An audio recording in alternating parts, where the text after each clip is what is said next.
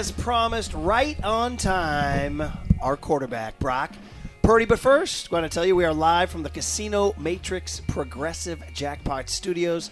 Casino Matrix Progressive Jackpots are here. Where are you? Just drop in 1-800-GAMBLER. Brock Purdy, thank you for stopping by. Murph and Markus, we do the morning show. We've had you on the phone. Good to see you in person. Yes, sir. Good morning. Yeah, good morning, guys. Thanks for having me. We like saying that QB1 says he's going to be here at 6:45. He walks in at 6:45. That's it. You prompt guy in life? I mean, I like to be. I think with my job, I sort of have to be. You got to get that snap off before the clock hits That's zero, right. That's right. There you go. Yep. So, dude, how was first day, man? First day of school. Everybody's checking out the new backpacks, the new clothes. How was the first day of practice? What you call home and tell mom and dad, how was the first day of practice? Yeah, man, it was good. You know, to get out there and sort of just knock off the rust and everything and getting all the guys back together. And it was good. It just feels, you know, we got our new team. We got new guys. And, you know, we're obviously trying to, you know, find out who we are throughout camp and everything. But for the first day, man, getting out there and competing and 11 on 11, throw the ball around, it felt really good. So you said new team, new guys. What about new Brock? Does the contract change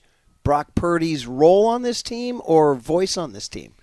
I mean, my answer to that over, you know, the last couple months has been no.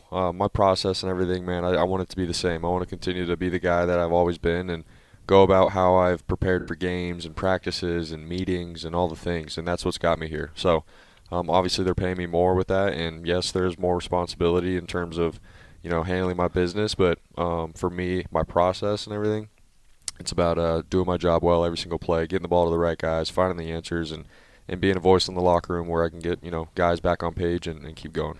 We were talking earlier today about that first day of school feeling, and really one of the first questions is, hey, what did you do over the summer? So tell us, do you have any updates for us on the bass boat? Were you able to get out on the lake after getting that contract?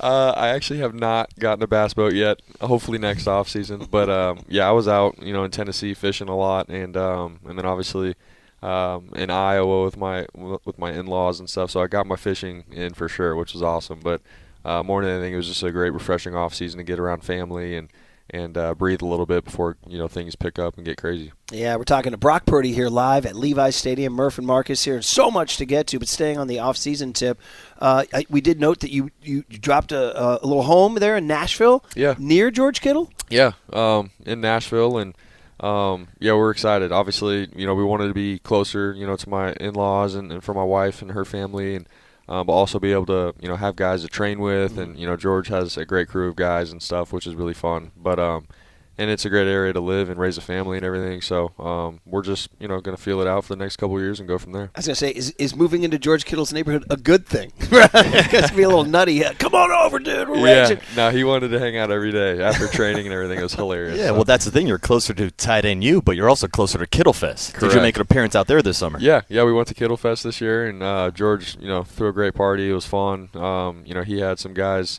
drop out of an airplane. I'm pretty sure they're like from the military, but it was pretty cool, man. It was very patriotic, and George did a great time with that. We got to ask the key question then. When will you get to karaoke with Taylor Swift? Man, I don't know.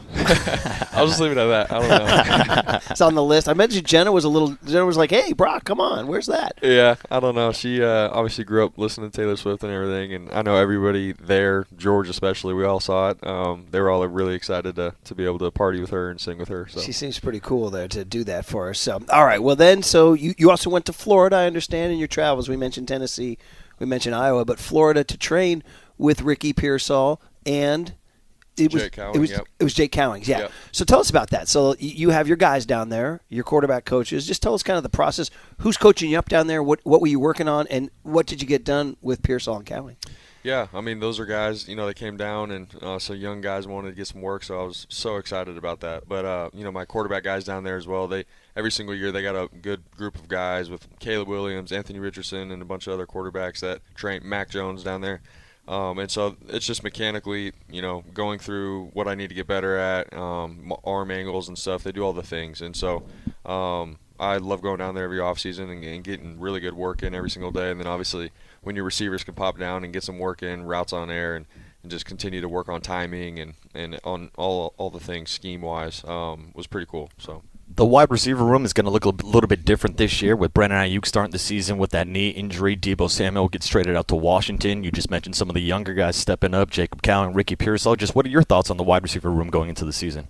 Yeah, I mean, obviously it's going to be different. Got a lot of new faces in there and everything, but it's a great opportunity, I think, for these young guys to step up and compete and show that they're capable of going out there and putting games together, putting plays together and drives together, and so I'm excited about that. I know we got a lot of good kids in there. Jake Cowing, Ricky Pearsall, Jordan Watkins, all these rookies coming in, Junior Bergen. Like, I'm excited to see what these guys do in camp with the opportunity in front of them. Obviously, you got Juwan Jennings and his experience, so we love relying on him. And Demarcus Robinson, man, that's a great addition that we've had and his leadership. So we got guys, man. It's just a matter of who's going to be willing to step up, compete, and take advantage of their opportunity. Yeah, Brock Purdy is the voice you hear on the Yuma guest line, sitting right in front of us here at Levi's Stadium before he heads out to practice. We do appreciate it. Day 2 here as the 49ers get underway in training camp. I want to circle back to Florida when you were talking about things you were working on. I forget which interview I read. Maybe it was your opening press conference with the media where you were talking about those arm angles and maybe becoming a little more mobile. And it's interesting. It almost sounded like you were trying to find a new dimension to your game. And the easy comp from us in the media was like, oh, is he talking about Mahomes? Is that what you're talking? Are you talking like sidearms now, or are you just trying to find new ways to release the ball in intense NFL pressure? I think when I'm training in the offseason, it's so easy to just drop back and throw the ball and all that and feel good about yourself. But what I try to emulate is, all right, what's going to matter when it comes season? It's 11 on 11. You get a pass rush. You got guys blitzing off the edge. And there's times in the game where, you just have to drop your arm down, or you got to raise it up, or throw around a tall defensive end on a screen pass. Like, there's all these different types of throws on the run, throwing around a guy on the run. And so I think that's just what I was talking about. Not, I'm trying to be Mahomes or try to be some other quarterback. It's just being ready for those opportunities when everything's going crazy in a game, and you got to be ready to make any kind of throw. And different arm angles and stuff, and with that comes mobility and stretching your arm and different things. This is just off schedule, just basically working on off schedule. Yeah, creativity. For sure. Yeah. And do you stay on the legs for a second? I think Steve Young has said openly, I'd like to see Brock use his legs more. You hear it. Is that what's your reaction? Yeah, I mean, obviously my job is to play quarterback, and I gotta be a point guard and dish it to the guys that are open, and that's my main job and focus. But I mean, it's a game. It's not going to be perfect. The pocket's going to break down every once in a while. You got to be able to move with your legs and move the chains or create an off-schedule play and throw the ball later. Like, those are all things that are real, and I totally get what Steve's saying. But for me to go out and just search for opportunities to run, no, I really do think that I still have to play within the system, and what we've done here has worked. But when there are opportunities, NFC Championship game and stuff, all right, let's use the legs and create more stress on the defense. Circling back to the different arm angles, it's a topic we talked about a lot during the Super Bowl with you matching up against Patrick Mahomes and you both having fathers with big league experience and having that baseball background. So how natural does that come for you, like turning a double play, throwing with different angles? Does it go back to your baseball background? Oh, yeah, 100%. I think baseball, just growing up playing it, turning two at shortstop or second base, like all those things, man, and using those arm angles have definitely applied, I think. Playing quarterback and, throwing quick screen passes or, stepping up in the pocket and throwing it around a guy. Like, those are all things that I think have come from my baseball background for sure. And obviously my dad played and stuff, so he was teaching us at a young age, how to throw it, low arm angles and all the things. So it was good. I love it. The Omar Vizquel of quarterbacks here. So the Brandon Crawford. I should say Brandon Crawford. Yeah. Keep it low. Who was also a quarterback. That's right. Very right. good. Yep. Apparently he could sling it too. Yeah. Oh, yeah. He'll tell you about it. Yeah. He's quiet, but if you get him going on his foothill high stats, he'll get going here. A few more minutes here with Brock Purdy. Okay, a couple big picture questions. One is last time we had you on the radio, I asked you, said, are you a top 10 guy? I said, Brock, everybody's lists. That's all you hear anymore in media. I know you try to tune out the noise, but you said, yeah, I'm a top 10 guy. Then ESPN just dropped their 50 coaches, scouts, and executives, their top 10 list. They didn't put you on it. They didn't even put you on the next two. So a little bit of, I don't know, is that motivation? Is that a chip on your shoulder? I mean, everybody can have their opinion and stuff, and for me, it's always been, how can I be the best version of myself right now today for the 49ers? And all that matters, man, is every Sunday we go out there and you try to win. And how can I be a quarterback that elevates the guys around me, go out and find a way to win? And I feel like I've done that the last couple of years. And there's always going to be people saying things, and obviously like lists come out and rankings come out and all the things. But for me, I don't buy into it. My whole life it's been like that. I've always been the overlooked guy, and for me, I just always got to have the chip on my shoulder and go out there and compete every single day. And not care about the highs or the lows, but just being consistent. So that's all I care about. Yeah, the last time we had you on, we talked to you about your evolution as a player, but also as a person. But I would like to ask you about your evolution with Kyle Shanahan and how that system has evolved over the last couple of years. From an outside perspective, seemed like you guys went more in the shotgun last year. Seemed like you opened up the playbook a little bit. So do you still feel like there's levels that you have not unlocked with Kyle Shanahan? I feel like there's just things that, every single year that, we get into scheme-wise that we end up liking a lot, and so the playbook can slightly change here and there. But, for the most part, man, like we have so much in the playbook that it just depends on who we're playing and what kind of plays and concepts that we're going to run. So, I mean, it could look different. But at the end of the day, it's what you said. It's about us trusting each other, and he sees something on film that we can run, and he's like, can Brock handle it? We'll see. And then we go out there, and usually we have been able to accomplish that. And then that's where our trust just continues to grow and grow. So I think it just depends on how the season goes. What's our personnel look like? Who we're playing against? Can we do a little bit more? Should we be doing a little less? I mean, all those things are factors for sure. Yeah, last couple minutes here, Brock. Big picture. Kyle Shanahan gave a big sort of State of the Union talk saying sort of starting a new cycle with this team. Obviously, Trey Greenlaw, Talanoa Hufanga, Debo Samuel. We can talk about everybody who left. And then drafting all these rookies that are coming in. He says we're kind of starting a new 3-year. He compared it to the 2018-19 era with Warner and Kittle and Bosa coming in. Is that stuff that's been communicated to you guys that you're like, okay, guys, we sort of shook the slate clean and this is the start of a new run? Yeah, I mean, all the older guys, we've definitely all talked about it just in terms of we do have a young team. We have a new team. A lot of guys have left in free agency, but that's the business. And so we do have our core group of guys. We have the guys that hold the standard and what our culture looks like, and it's up to us to continue to bring these young guys along and have them be willing to play early and be in situations where they can capitalize early on in the season. And so I think that's what's so crucial right now with training camp is getting them ready for those moments and understanding that we do have a young team and it's on us to bring everybody along. Christian McCaffrey is one of those core guys that missed a lot of time last year, but he's back healthy this year, back at camp. What does it mean for you in this offense to have Christian McCaffrey back in that backfield? It's huge, man. Obviously, to have Christian McCaffrey, he's one of the best football players in the NFL, to be out there and just what he can do for our offense, man, and opens up everything. If the defense is so concerned with stopping him in the run game and pass game, man, there's a lot of things that open up for other guys and other opportunities, and I feel like we saw that in 23.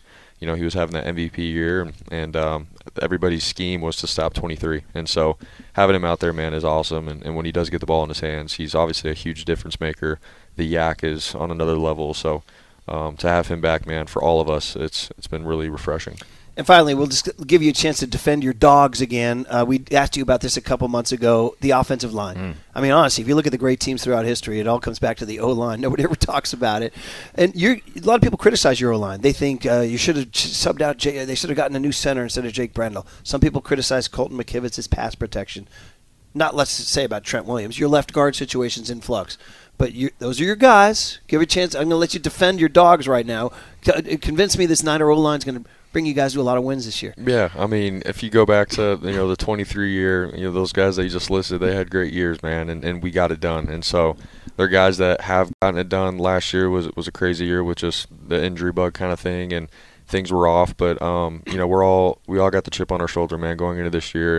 And as a unit, we all are out to prove something and prove ourselves. And I know those guys, man, they've been putting in the work this whole offseason and stuff. And when we get back together, like obviously starting yesterday, just the tight-knit feeling that we all got together, man. We play for each other. We're brothers. And at the end of the day, everybody's got something to say, and that's going to be part of the game. There's always going to be criticism and stuff, and especially like the O-line, man. I feel like if there's a game where the quarterback's scrambling, obviously like everyone's going to point the finger to the O-line and whatnot. But these are guys that are busting their butt. I got much respect for all of them, and we're going to go to war together, and it's going to be a good year. My last question on the offensive line.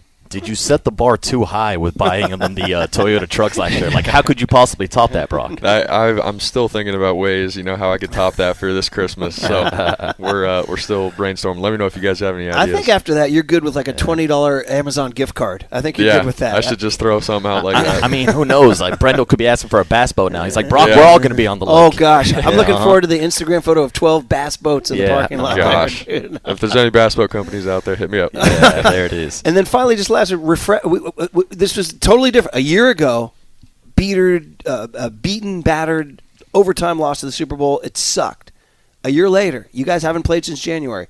Is there a refreshment, refuel factor? Like you guys are full tank of gas as opposed to a year ago? 100%. I feel like it's been a pretty long off season, obviously, since January. And that's something that a lot of guys haven't really had in a long time. And so, for us, we're like I said before, we got the chip on our shoulder, fired up, ready to go. Everyone's healthy, and we're excited. After what happened last year, man, a lot of us are pretty pissed off, but any team can say that. And so at the end of the day, it's going to come down to, can we grow together as a unit and be ready for week one and find ways to win every Sunday. I know you're concerned about today's practice and getting out of here and going to work, but have you thought about the opener in Seattle?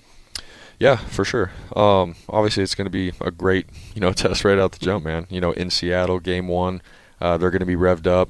Like I said, everybody's healthy and good to go. Like come game one, and obviously Seattle's a hostile environment. So for us, man, we got to be on it and ready to roll. It's gonna be fun. You've given us more than enough time. Thank you for your time. Yeah, thanks guys. Brock Go Purdy, Niners. I'm Murph Markus. There he is. Congratulations on everything, thanks, man. Brother. Thanks, guys. Yeah, there he is, man.